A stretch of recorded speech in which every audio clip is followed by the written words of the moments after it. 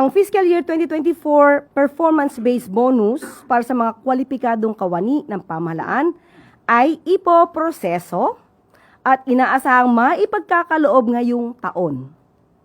Okay? Baka mas maaga pa, earlier. Ang pondo para rito ay nakapaloob sa fiscal year 2026 General Appropriations Act.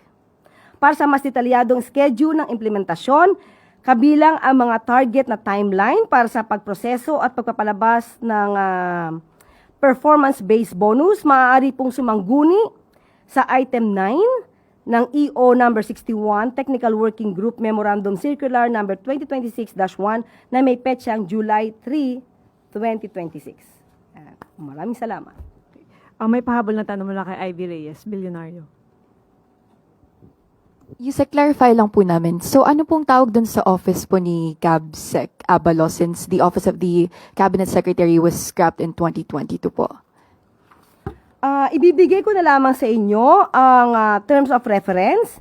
Ang nakalagay lamang po dito, ang nakasaad ay duties and responsibilities of the Cabinet Secretary. So, Mr. Benjamin D. Castro Abalos Jr., Cabinet Secretary, shall provide overall leadership and direction in the development, coordination, and implementation of political and constituency engagement initiatives.